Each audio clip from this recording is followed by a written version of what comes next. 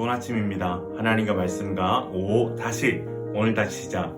안녕하세요. 김배강 목사입니다. 오늘 아침 함께 묵상할 말씀은 스가랴 5에서 8장까지 말씀입니다. 중심 구절은 8장 19절입니다. 만군의 여호와가 이같이 말하노라. 넷째 달의 금식과 다섯째 달의 금식과 일곱째 달의 금식과 열째 달의 금식이 변하여 유다 족속의 기쁨과 즐거움과 희락의 절기들이 되리니 오직 너희는 진리와 화평을 사랑할지라. 아멘. 스가랴서에 등장하는 8가지의 환상 중 스가랴 5장에는 6번째와 7번째 환상이 등장합니다. 전반부는 날아가는 두루마리 환상인데 스가랴가 본 두루마리는 넓은 종이처럼 활짝 펴져서 그 양면을 볼 수 있게 되어 있었습니다. 그 한 면에는 도둑질하는 자에 대한 심판, 다른 한 면에는 거짓으로 맹세하는 자에 대한 심판이 기록되어져 있었습니다. 후반부는 에바 속에 있는 여인에 대한 환상입니다. 여기서 에바는 추수 때 널리 사용되는 그릇 모양의 바구니로 일반적으로 곡식의 양을 측량하는 데 사용하는 용기입니다. 그 용기 안에 한 여인이 앉아 있습니다. 그리고 그 여인의 정체는 악이라고 기록되어 있습니다.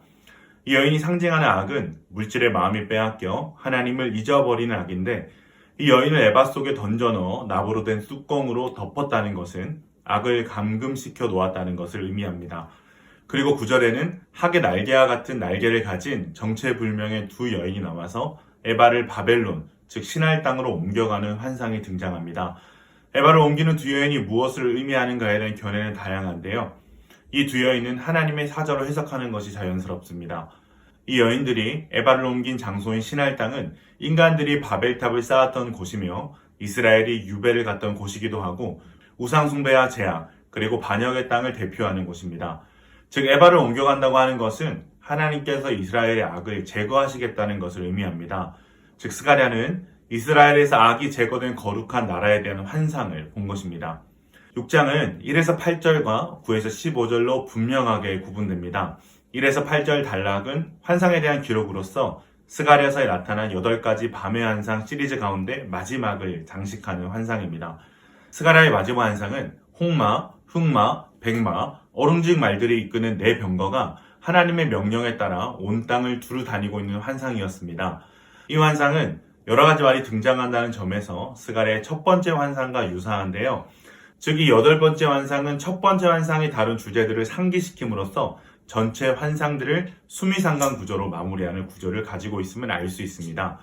여기에 등장하는 네 병거는 하나님께서 천사들을 통해 세계를 통치하시는 것을 의미하고, 9에서 15절에 등장하는 여호수아의 대관식은 그를 통해 왕권과 대제사장권이 일치할 것임을 보여준과 동시에 장차 오실 메시아의 권능을 상징합니다. 7장은 예루살렘 성전 재건 공사가 진행 중이던 때에 베델 사람들이 사람들을 보내어 그들이 행하던 금식을 행하여야 할지 말아야 할지를 묻는 내용으로 시작합니다. 하나님께서는 그들의 금식이 하나님을 위한 금식이 아니고 자신들을 위한 것이었음을 책망하십니다. 이 책망과 동시에 8절부터는 하나님이 원하시는 금식의 온전한 자세와 선민의 바른 삶의 모습을 포괄적으로 선포하시면서 말씀을 들으려 하지 않고 순종하지 않으므로 이들이 겪게 될 징계에 대하여 말씀하십니다. 8장은 회복될 예루살렘의 영광과 평화를 다양한 각도에서 기록하고 있습니다. 하나님께서는 예루살렘이 회복되고 개혁되며 복구되어 그 나라가 부유할 것이며 나라의 일들이 성공적일 것이며 그들의 명성이 회복되고 그들의 상태가 모든 면에서 과거의 어려움들과 반대가 될 것이라 약속하십니다. 또한 이런 하나님의 은혜를 받기 위하여 백성들이 실천해야 할 진실과 화평의 규범을 강조하십니다. 특별히 8장의 시작에서 언급된 금식의 주제를 이어서 이스라엘 백성들이 바벨론에서 지키던 슬픔과 탄식의 금식은 끝나고 이제는 즐거움의 금식을 하게 될 것이라고 선언하십니다.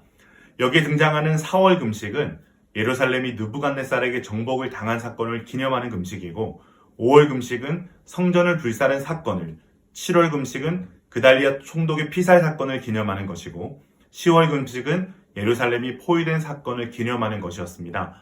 하나님은 이제 저들이 하나님의 은혜로 본국에 돌아와서 그 금식을 지키는 대신 희열의 기간을 맞이하게 될 것을 말씀하고 계십니다. 그리고 장차 신약 시대의 복음으로 만국 백성이 하나님께 돌아와 구원받을 것을 예언하고 있습니다. 한 민족만이 아니라 각국 민족이 주님께 돌아오고 서로 돌아가자고 권면하면서 하나님의 은혜를 받으려고 자발적으로 돌아오는 일들이 일어나고, 이방인 10명이 유대인 한 사람을 따라 하나님과 동행하는 삶을 살고자 하는 일들을 일어날 것을 말하고 있습니다. 오늘 말씀을 통해 우리가 얻을 수 있는 교훈은 무엇일까요? 그것은 약속된 미래를 통해 현재를 살아내라 라는 것입니다. 당시의 이스라엘 백성은 유다가 멸망한 이후로 아직도 과거의 멸망을 기억하며 금식하고 눈물을 흘리고 있었습니다. 그러면서도 금식의 참된 의미는 잊은 채 아직도 하나님의 말씀을 청종하지 않고 있었습니다. 하나님께서는 그들이 이러한 환난을 당한 이유를 7장에서 설명해 주시면서 8장에서는 자기 백성을 사랑하심으로 구원하시겠다는 미래의 약속을 2번에 걸쳐 강조하십니다.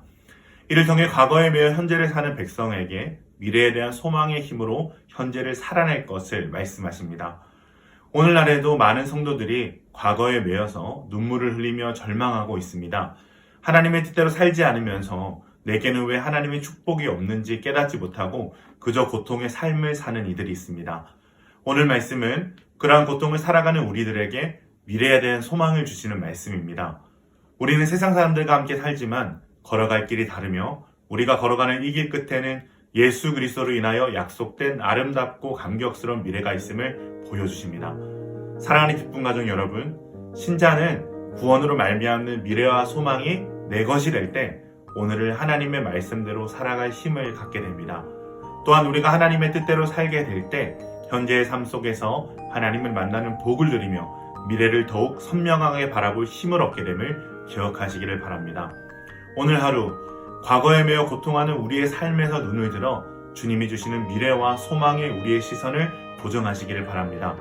그리고 그 미래의 청사진이 나의 것으로 받아들여 줌으로 말미암아 약속된 미래를 통한 소망이 오늘을 살아내게 하는 거룩한 힘이 되는 것을 경험하는 저와 여러분 되시길 주님의 이름으로 축원합니다.